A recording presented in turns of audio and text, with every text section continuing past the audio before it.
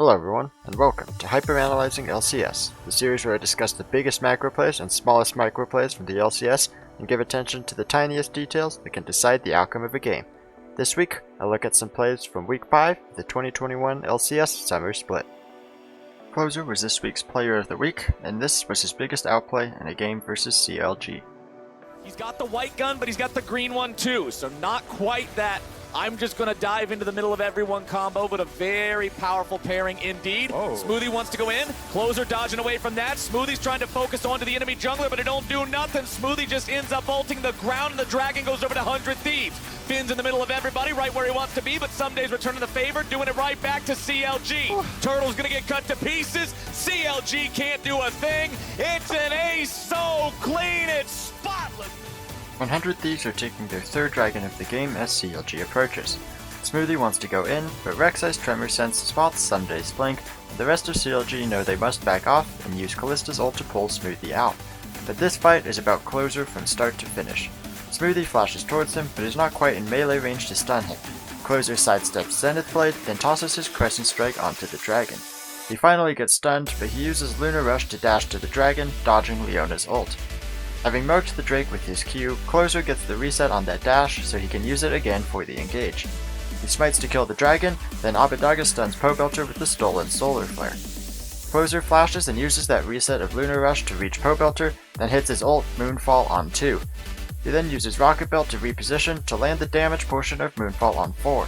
This, in combination with Sunday's Call to Meek, puts CLG at very low health, and from here the fight is already won and is just cleanup for the rest of the 100 Thieves as they finish a clean ace. Cloud9 won an important game against Team Liquid, and they got the lead off of this fight at 14 minutes. Flash with the pillar is not going to be enough to change anything, so ultimately not going to matter. And one of the big benefits of a lot of gold coming from turrets is that that doesn't contribute to bounties. Farms, kills, all that stuff can get bounties added to your head, but Tactical here still sitting without one. There we go, big dive comes across, huge damage from Diana, Tactical flash into safety, but then his flash follow, staying alive for a second, but finally dropped down by Blabber. TP's now coming in as well. It's going to be enough. Shield bow in for the Yone, and he is here with his team. Big damage coming back. They're going to try to find that kill. The dive forge is barely alive. Nocturne can't take it happen, and it's going to be 2 kills now for Cloud9. Vulcan on 1 hit, and they can't get that one either. Cloud9! Following a brief 3v3 in the top lane, TL retreats down the river.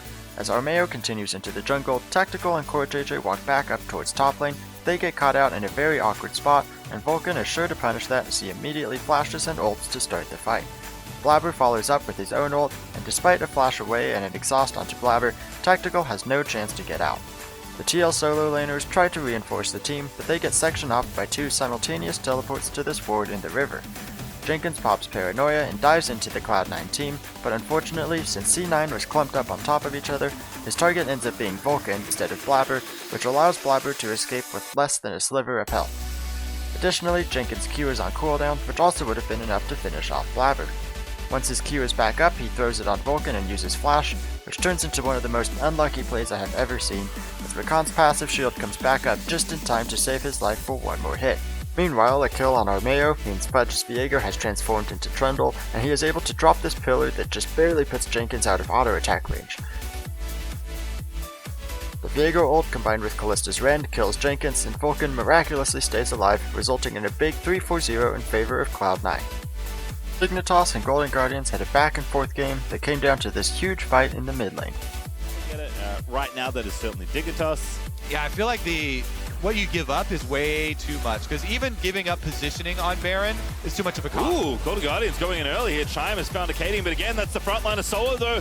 Sectioning off Neo. Blaze Olive starting to let it rip, but Fakeod's TP'd through, and now Blaze Olive tied up. Great buster shot there out of the Trist, and can they get the kill? Yasui's diving so deep, but he gets a GA. Now the rest of Dignitas goes in, and it's just carnage in the front side of the fight as Dignitas are ripping Golden Guardians apart. Styx's the only one left alive, but not for very long, as Aphromoo is going to find every single angle he can. Yasui's finished off iconic, and the Guardian Angel means nothing as Dignitas find the Bud Light ace. The Golden Guardians start this fight with an apparent 5v2, but the Dignitas solo laners teleport just up mid lane, and Neo is joining the fight from below. Seeing the AD carry separated from the team, GG turns their focus to Neo. With Solo hitting a full rage bar, Neo ults predicting the ult out of Gnar, but when Solo holds onto it, Neo has to flash over the wall. Meanwhile, Yasui dives in 1v5 and gets even more separated from his team with Buster Shot pushing FakeGod away.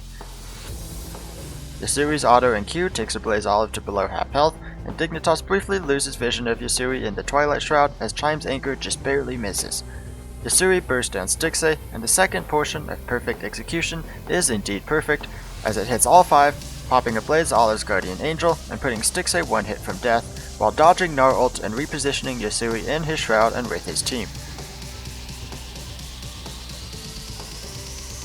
Golden Guardians stay grouped up as they want to protect a Blaze Olive as he revives, but this sets them up to get hit by a bunch of abilities. Stormbringer from Acadian hits 2, Cold the Meek from FakeGod hits 3, Grand Entrance from Aphromoo hits 3, and Mini Feathers from Neo tear apart the enemy team, and Dignitas are able to clean up the kills for a clean ace and push down mid lane to take the victory. TSM's bot lane started the action early against Immortals, picking up 2 kills at level 2. IQ accuracy, you have incredibly high DPS in these duels, and down to the bot lane.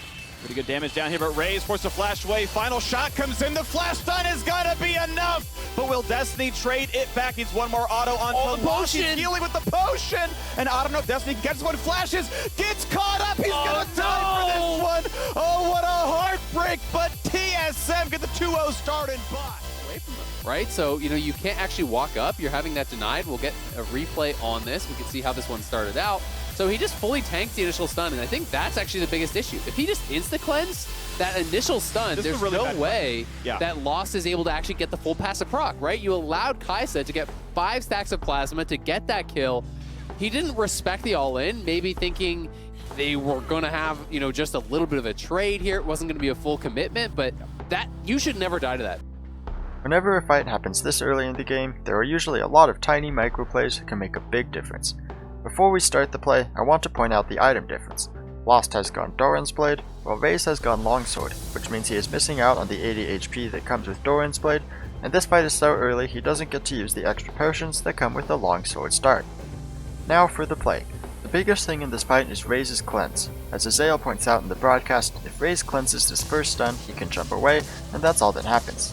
Instead, Raze holds the cleanse, which allows Lost to stack up Kai'Sa's passive. 80 carry flashes are traded, but Raze is not fast enough to avoid the extra auto attack from Lost that procs the bonus damage from Kai'Sa's passive. Lost's heal gives him the movement speed to get in range for one more auto. Sword Art flashes to land a second stun as Raze rocket jumps away, and it isn't until now that Raze finally uses his cleanse, but all it does is remove 1 tick of ignite and this stun that doesn't matter anyway because neither TSM member is in range to take advantage of that. However, more importantly, that Kai'Sa auto is already in the air, and that is more than enough to get the kill, so Raze's cleanse is completely wasted when it could have been used earlier to avoid this fight completely. With first blood secured by TSM, Destiny looks like he will be able to trade a kill back onto Lost, but he is not able to do so. Lost is healing a lot because he not only has a health potion ticking, but he also has eaten his first biscuit from the biscuit delivery rune, and those regens do stack, so he is gaining around 20 HP per second. Sword Art gets a third Shield of Daybreak stun, which creates some separation between Lost and Destiny. Destiny tries to flash after Lost, but Sword Art has a well-timed Zenith Blade, which means he follows Destiny's flash and roots Destiny, keeping him out of range to hit Lost. Lost keeps kiting around the alcove wall, and the TSM bot lane picks up their second kill while both surviving the early fight, setting them up for early game domination against IMT. In their game against CLG, the Golden Guardians got a huge early lead off of this fight in the bot lane. Level ahead of that enemy laner. And thank you very much to the people behind the scenes. Never mind, we got ourselves a fight. CLG's going all the way underneath the turret. A Wild Turtle's got the kill in a Stixxay, but Solo's coming in from behind and they're looking to mop him up. A Blaze Olive's gone on a killing spree. Solo's staying alive. He's walking away and CLG will fall to pieces. It is an ace for 1 for the Golden Guardian. The Golden Guardians send 3 members behind Wild Turtle and Smoothie, but the attempt gets spotted early by Broxah. Since the CLG bot lane has no way out, they hard commit to killing Stixxay before the rest of his team can save him. Teleports come in from everyone who isn't there, and Solo and a Blaze Olive dive in to kill Wild Turtle. This is where things get really bad for CLG. With all of them grouped up, Chime hits all 4 with his Flash W ult combo, Iconic flashes in to finish off Smoothie, then his Sky Splitter hits the remaining 3. Solo barely stays alive through the healing from his Triumph rune, but Pobilter wants to finish off at least one kill for CLG, so he flashes to get the last hits. But Solo gets him just within range of an empowered Call the Meek, which heals Solo for just enough HP to survive. GG finish off Rox for the ace without losing any members after the initial pick, and they extend their early gold lead to 6,000, setting them up to win against CLG. The Cloud9 vs Immortals game ended dramatically with a sudden quadra kill from Perkz on Akali. Being mid lane. They're gonna have to fight now without the Lucian if they want to get the hand of this Baron. Immortals knows they can't just give this away. You gotta go for the YOLO, go for the 50-50, but it is not so. They've got the engage coming out from Destiny, a lot of damage down to Vulcan. They'll blow him up immediately, but now what else can they find? Revenge being chased down, Perkz going in, picking up one, having a kite around here a little bit. Oh my goodness! A triple kill, a quadra kill for the mid laner from Cloud9. With a large lead, Cloud9 forces Immortals to approach them by starting a 2-man Baron with Blabber and Sven. Smite combined with Kallista's Rend kills Baron before IMT gets there, but Immortals can still win the fight. Vulcan gets bursted down very quickly, and Blabber only hits Revenge with Moonfall, making this fight look good for Immortals. However, this fight is all about Perkz, who just arrived behind the IMT squad. He follows Revenge's flash into the Baron pit and bursts him down using his rocket belt for more mobility, but Perkz falls to 1/4 HP in the process. He is safe as long as he is invisible in his shroud, and he is also ready with the second cast of Perfect Execution, which does bonus damage to enemies who are low on health. Luckily for Perkz, all of IMT groups up on top of each other right in front of him, and they are all pretty low on health. Perkz throws a Q on all 4 and then dashes through them with Perfect Execution, which does execute Xerxes and Destiny, and leaves the other two one hit from death. An empowered auto finishes off Insanity, but this is the moment Perkz definitely wants to have back. With only 1/4 of his health left, Perkz knows he is under threat of dying pretty quickly as soon as he loses his invisibility, so when he uses all of his abilities, he then goes into stasis. However, only Raze is left standing, which is not enough to instantly kill Perkz, and all Perkz needs to do is press Q as soon as it comes off cooldown to get the Penta. Unfortunately, he instead goes into stasis, forcing Sven to take the kill or let Raze escape. Although he missed out on the Penta, don't let one keystroke distract you from all the good things Perkz does, turning around a fight that started off poorly for C9 and deleting the health bars of Immortals to pick up an impressive quadra kill. Thank you for watching this week's episode of Hyperanalyzing LCS. Hit subscribe and come back next week to see my analysis of Week 6.